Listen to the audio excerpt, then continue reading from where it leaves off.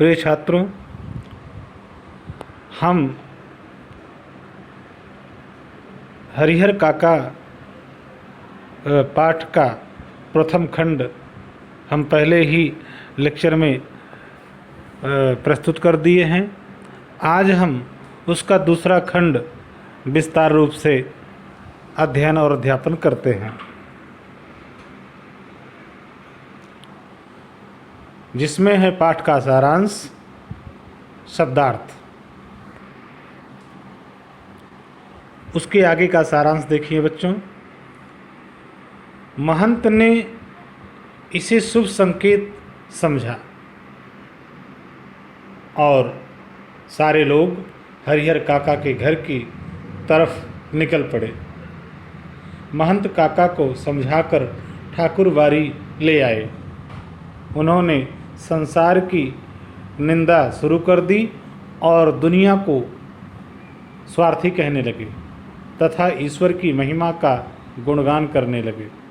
महंत ने हरिहर काका को समझाया कि अपनी ज़मीन मंदिर के नाम लिख दो, जिससे तुम्हें वैकुंठ की प्राप्ति होगी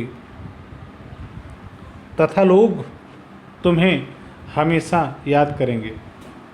हरिहर काका उनकी बातें ध्यान से सुनते रहे। वह दुविधा में पड़ गए। अब उन्हें कोई रास्ता नहीं सूझ रहा था। महंत ने ठाकुर बारी में ही उनके रहने तथा खाने पीने की उचित व्यवस्था करवा दी। जैसे ही इस घटना की सूचना उनके भाइयों को लगी, वैसे ही वह उन्हें मनाने के लिए फिर ठाकुर बारी पहुँचे, पर वह उन्हें घर वापस लाने में सफल ना हो सके। पर अगले ही दिन वह ठाकुर बारी पहुँचे और काका के पांव पकड़कर रोने लगे। उनसे अपने दुर्व्यवहार के लिए माफ़ी मांगने लगे।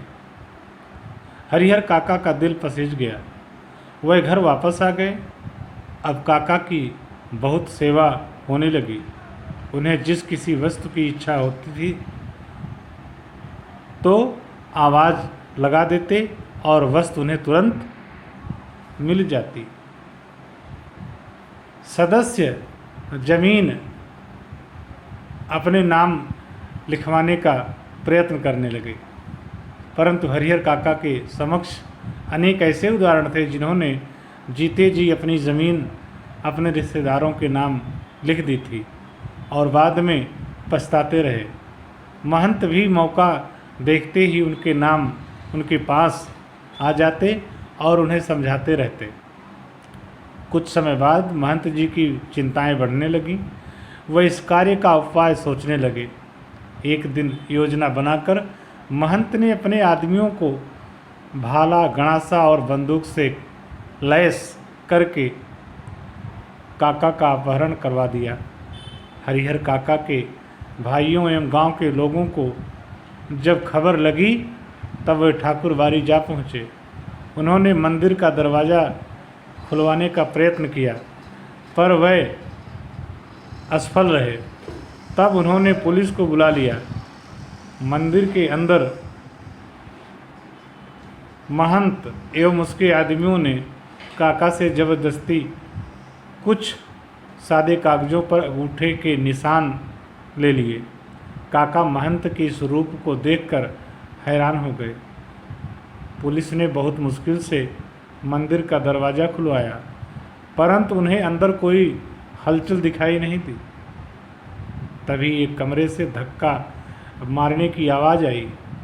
पुलिस ने ताला तोड़कर देखा तो काका रस्सियों से बंधे मिले।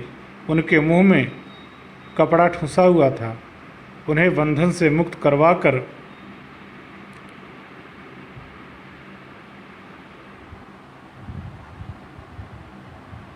अब उनका बहुत ध्यान रखा जाने लगा। 2-3 लोग रात में उन्हें घेर कर सोते थे। जब वह गांव में जाते तब भी हथियारों से लैस 2-3 व्यक्ति उनके साथ जाते थे। उन पर फिर से दबाव डाला गया कि वह अपनी ज़मीन अपने भाइयों के नाम कर दें। जब एक दिन उनकी सहन शक्ति ने जवाब दे दिया, तब उन्होंने भी भयानक रूप धारण कर लिया। उन्होंने काका को धमकाते हुए कहा कि सीधे तरीके से तुम हमारे नाम ज़मीन कर दो, नहीं तो मारकर यहीं घर में ही गाड़ देंगे और गांव वालों को पता भी नहीं चलेगा। हरिहर काका ने जब साफ इनकार कर दिया तो उनके भाइयों ने उन्हें मारना शुरू कर दिया। हरिहर काका अपनी रक्षा के लिए चिल्लाने लगे। भाइयों ने उनके मुंह में कपड़ा ठूंस दिया। उनके चिल्लाने की आवाज़ सुनकर गांव वाले इकट्ठा होने लगे। महंत तक भी खबर पहुंच गई। वह पुलिस लेकर वहां आ पहुंचे। पुलिस ने काका को बंधन मुक्त करवाकर उनका बयान लिया। काका ने बताया कि मेरे भाइयों ने ज़बरदस्ती इन कागज़ों पर मेरे अंगूठे के निशान लिए हैं। उनकी दशा देखकर मालूम हो रहा था कि उनकी पिटाई हुई है। अब हरिहर काका ने पुलिस से सुरक्षा की मांग की। अब वह घर में अलग रह रहे हैं। उन्होंने अपनी सेवा के लिए एक नौकर रख लिया। 2-4 पुलिसकर्मी उन्हें सुरक्षा दे रहे हैं और उनके पैसे पर मौज कर रहे हैं। एक नेताजी ने उनके समक्ष प्रस्ताव रखा कि वे ज़मीन पर उच्च विद्यालय खोल दें, पर काका ने इनकार कर दिया। गांव में अफवाहों का बाजार गर्म हो रहा है। लोग सोचते हैं कि काका की मृत्यु के बाद साधुओं एवं संतों को बुलाकर ज़मीन पर कब्जा कर लेगा। अब काका गूंगेपन का शिकार हो गए। वह रिक्त आँखों से आकाश की ओर ताकते रहते हैं। तो बच्चों, इस तरह से हमारे पाठ का सारांश संपूर्ण हुआ। अब उस पाठ में जो कठिन शब्द हैं, उन कठिन शब्दों के हम सरल अर्थ को देखते हैं। आइए। यंत्रणाओं, इसका मतलब होता है यातनाओं। आसक्ति, लगाव, मझधार, बीच में। ठाकुरबारी, देवस्थान, संचालन, चलाना। दवनी, गेहूं अथवा धान निकालने की प्रक्रिया। अगउम, प्रयोग में लाने से पहले देवता के लिए निकाला गया अंश। प्रवचन, उपदेश। मशगूल, व्यस्त, तत्क्षण, उसी पल या उसी समय।